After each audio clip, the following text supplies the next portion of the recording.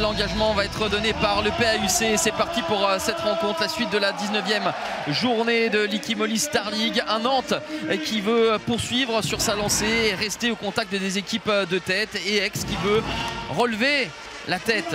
Aymeric Mine, l'ancien du PAUC, qui libère ce très bon ballon. Et le premier but inscrit par Cavalcanti, 1-0 pour le H. Dans le profil Molgaard, oui, hein, le Danois très longtemps, comme il était utilisé à Paris, notamment le deuxième but pour le H, toujours par Cavalcanti.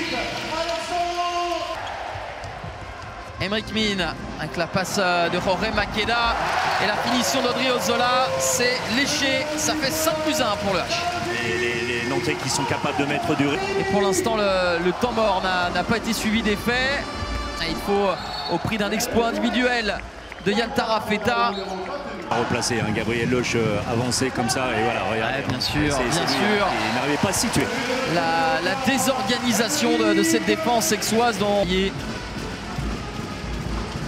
travaillait le bloc de Jardas Babarskas et il y avait juste la place du ballon pour Mathieu Hong. 7 contre 6. Ouais, avec Morera et Vergely en pivot. Et voilà, ça laisse de la place pour Nicolas Clerc. Il y avait un boulevard, c'est la barre transversale qui est trouvée par le demi-centre aixois. Et dans la cage vide, malgré le retour de Wesley Pardin, Jorge Maqueda qui marque. Attention. À Wesley Pardin, alors on sait les antécédents à la cuisse, au genou, là ça a l'air d'être derrière la cuisse.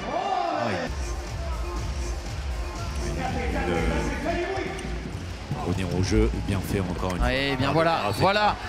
Ça doit être rageant quand même pour Thierry Henry. L'entraîneur des gardiens de but, et Romero, le décalage jusqu'à Mathieu Hong. Oh, Mathieu Hong en équilibriste, en funambule. Et on reprend 6 buts d'avance. Nicolas Clerc en échec face à Manuel Gaspard, une situation similaire à celle qu'il avait vu trouver la barre transversale quelques minutes plus tôt. Et ça va très vite. Dernière possession pour les Aixois, mais ils ne vont pas en faire bon usage, au contraire, le ballon jeté à Linus Persson. Et la faute qui n'a pas été jouée au bon endroit. Ah bah voilà, un score de +5, ce qui a été l'écart moyen dans ce premier acte, +5 pour Nantes, 19-14. Allez, c'est parti pour cette deuxième période avec l'engagement donné par les Nantais. On l'a entendu au micro avec Aymeric Mine. Allons, lui dit qu'il y a eu un tirage de maillot. Maqueda, encore le bon choix. Il est très juste dans ce qu'il fait depuis plusieurs semaines. Maqueda, ce n'est pas. Et Nantes qui a perdu un petit peu de stabilité sur ce poste. Il est malin. Oui, avec l'effet nécessaire pour que le ballon vienne mourir dans le petit fil. Et vous en rappelez peut-être le jour, l'heure, la minute de la finale de la Coupe du Monde de football. J'ai commencé à digérer un petit peu. Oh, la lucarne, la lucarne, celle-là aussi, on peut la garder en boîte, celle d'Aymeric Mine.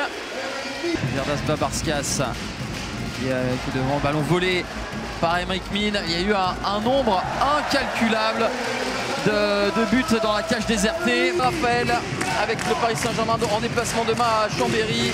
Nantes a fait ce qu'il fallait, méthodiquement a dessiné sa victoire. Et c'est terminé sur ce score de 39-28. Une démonstration des Nantais qui étaient sur un écart de +5 à la pause, qui ont mis le coup d'accélérateur nécessaire pour ne jamais être rattrapés par les Aixois.